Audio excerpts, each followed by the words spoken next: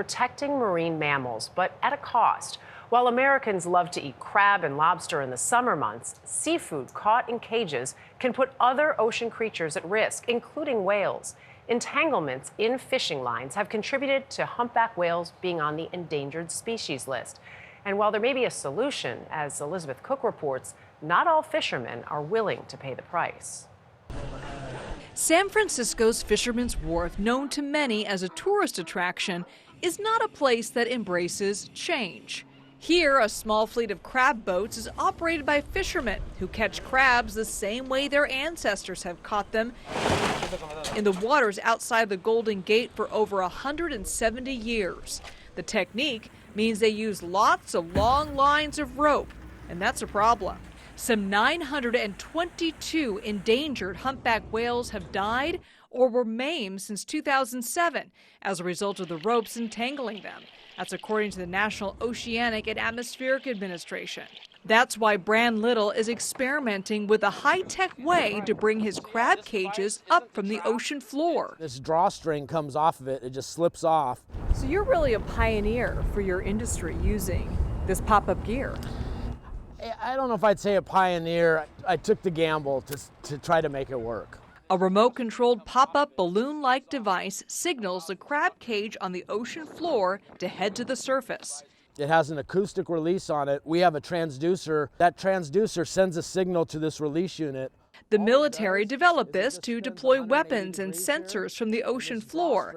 But for fishermen, spending another $50 a cage in an already cash-strapped industry is a hard sell. What you have to remember about fishermen is it's probably one of the oldest professions in the country. And when you go back over the decades, these guys have just lost after lost after lost after lost. So, there's very little opportunity left. And this new pop-up gear has its critics. What have you heard from your fellow fishermen who say, hey, we shouldn't be using this stuff? I was one of the biggest critics of it, so I set out to prove that it wouldn't work.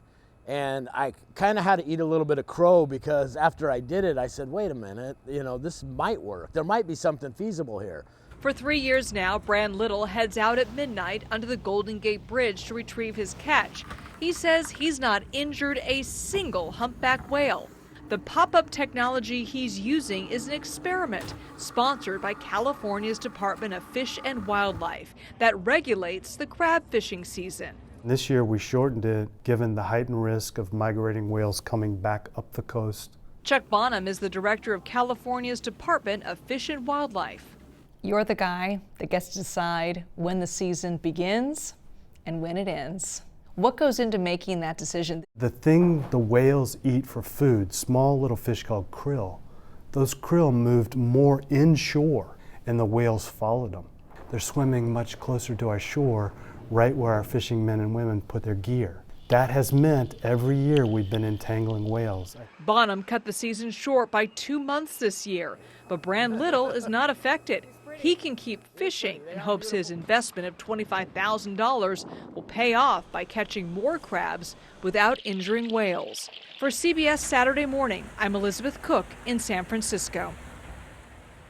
It doesn't seem like that's a lot to some people out there, like for a business, but it is to these fishermen. It is to the fishermen. I love that Bran Little admitted that he was trying to prove them wrong, but then he proved that these things actually work. They work. At least if you're looking at it from the whale side, they definitely work. Maybe somebody else can find a way to help on some of the costs there.